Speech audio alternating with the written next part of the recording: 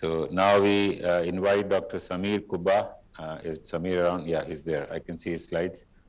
He's going to be talking about calcium channel blockers in management of hypertension, how to choose between various calcium channel blockers. Thank you very much, sir. And I would be basically focusing on the calcium channel blockers, which are the cornerstones in the management of hypertension. And now we have a lot of new calcium channel blockers, or possibly I would say they existed before, but are probably now being used more often than the benchmark amlodipine.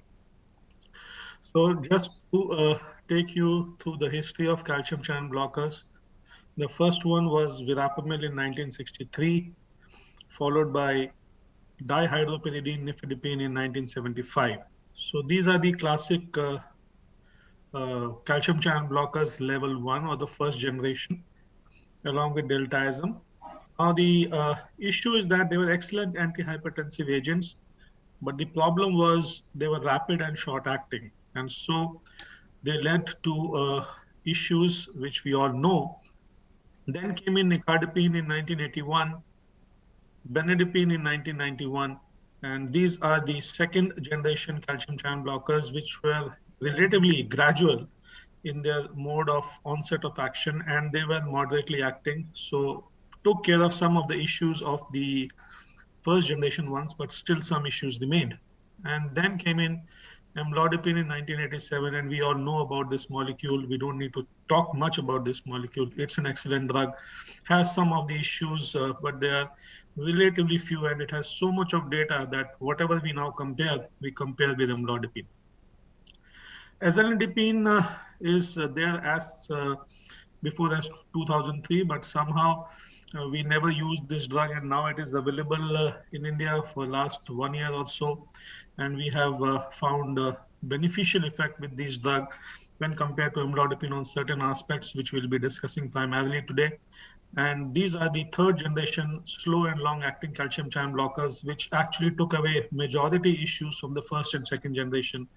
And then is cilnidipine, which is the fourth generation slow and long acting calcium channel blockers, one of the most favorite molecules, especially of the nephrologists. So if we look at the classification and the effects of calcium channel blockers, by and large, I've covered this in the first slide, but let us concentrate on a few aspects. One of them is the renoprotection, which probably is actually more with the third and the fourth generation calcium channel blockers, and was virtually non-existent with the first generation calcium channel blockers, because they are just L-type calcium channel blockers, and the kidney protection requires something like an N or a T blockade. Sympathoexcitation was a problem with the first and second generation calcium channel blockers, which has been reduced to a great extent with the third and fourth. And these newer third and fourth generation calcium channel blockers are better tolerated. If you look at the half-life, the third generation calcium channel blockers have the longest half-life, and they are truly once a day dosing. And reflex tachycardia is not much of a problem. Pedal edema still exists with some of them, but with the newer ones, the risk of pedal edema is significantly lower. Now, for a cardiologist, it is very, very important. For all of us, it is very important that these drugs do not increase the sympathomimetic action in the body or do not cause reflex tachycardia. If you look at the plasma norepinephrine levels and the muscle sympathetic nervous activity with nifedipine and the first generation ones, it was increased. Not to that great extent with the second generation, but benedipine, though being a very good drug and having so many positive aspects in addition to antihypertensive efficacy, like its anti-aldosterone effect, anti-atherosclerotic mechanism. But the biggest problem is it has a short half-life and a lot of drug-drug interactions and certain rare side effects. So this usually is, despite its properties, is largely not used. Amlodipine and ezellindipine are two drugs which now are finding more and more space in our usage. Amlodipine obviously has been there for so many years. And then cilnidipine, which actually causes no change in the plasma norepinephrine levels and possibly decreases it. Now, if you look at the mechanism, we look at the L-type calcium channels, which are high voltage, long-acting channels, and they are predominantly in the myocardium and smooth muscle, and the major function is muscular contraction. And all the calcium channel blockers are L-type calcium channel blockers.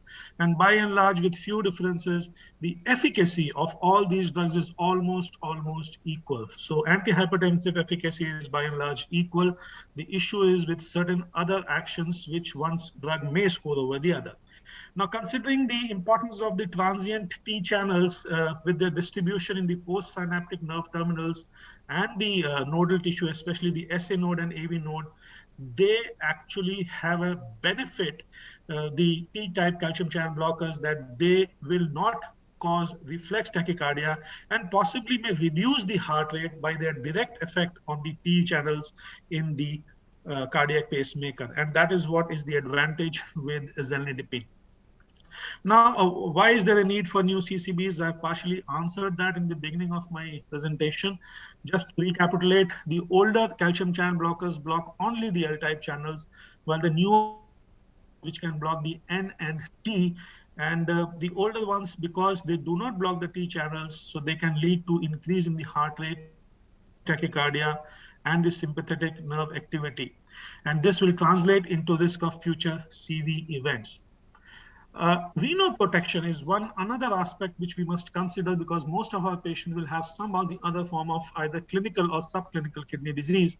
And if you look at this slide, the L-type calcium channel blockers will act only at the afferent arteriole, while the T and the N-type will have effect both on the afferent and efferent arteriole, causing a balanced sort of a glomerular pressure and leading to nephroprotection, which is not the case with L-type calcium channel blockers per se, because they have a preferential effect on the afferent arteriole. Now, ezellonidipine is the dual L and T calcium channel blocker, and this, in addition to blocking the L-type calcium channels in the blood vessel and heart, also leads to a blockage of the T calcium channels in the heart and decreases the reflex tachycardia and directly may reduce the heart rate. So this is one important aspect of this drug, which possibly is a benefit over amlodipine. Not only that, it also blocks the T channels in the brain. It's a lipophilic drug, and this leads to a direct reduction in the sympathetic nervous activity and reduction in the central norepinephrine release. And this translates into a better cardiac protection, as seen in this pictorial representation, and also improves the endothelial function and decrease the arterial stiffness. Now, this is just the pictorial representation of the same. The conventional CCBs will not block the T channels, and so the preferential effect of the blockage of the T channels, both on the nerve endings, the CNS, and the heart, will not occur with them, which occurs with the newer ones.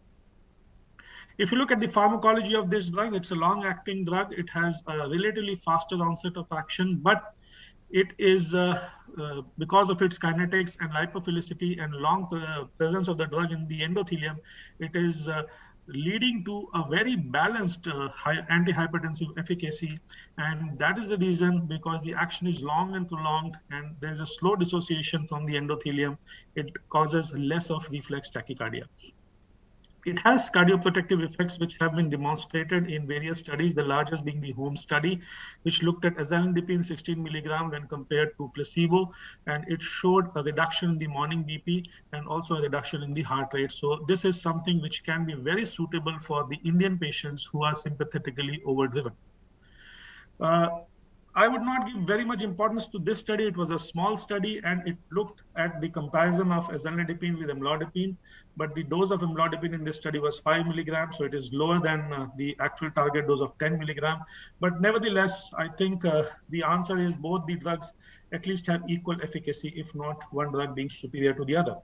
There's also some evidence of better heart rate reduction of ezellonidipine when compared to cilnidipine, because of its action on the T channel, which I mentioned, both in the pacemaker of the heart and also at the central level.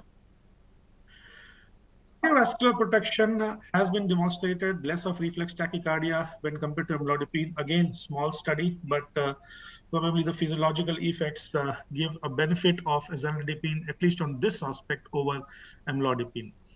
There is also an evidence to show that patients with heart failure who have been switched from cilnidipine to ezellindipine have less of reflex tachycardia and less of sympathetic overactivity.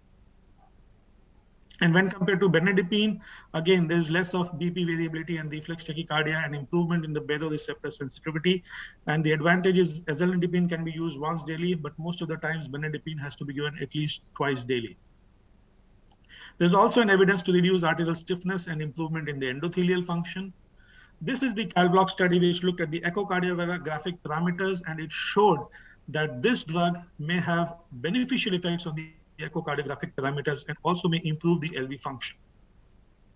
So if you compare the calcium channel blockers, the advantage beyond the conventional L-type blockade may occur with the newer calcium channel blockers by their additional advantage of blocking the T-type calcium channels. And also another advantage is the reduction in the aldosterone secretion, which is seen with the T-type calcium channel blockade and not seen with other types of calcium channel blockages. So to summarize, the salient feature of this new drug is that it's a long-acting dihydropyridine calcium channel blocker. It is retained in the vascular wall and continues to elicit a continuous hypotensive effect and elicits a gradual fall in the blood pressure, which prevents the development of reflex tachycardia. And significantly, by its direct action on the T channels, it reduces the heart rate, is renoprotective because of its action on the kidneys, both the L and the T calcium channels, and causing a balanced sort of a glomerular pressure. Its anti-atherosclerotic has been shown to be cardioprotective and also cerebroprotection. In fact, it may reduce the seizure threshold in some of the patients because of its effect on the T-type calcium channel in the brain. So thank you very much. Thank you, Dr. Samir, for the very informative talk. So, and the topic is open for discussion, and hope we have some time, hope we are not very late. And Dr. Khanna,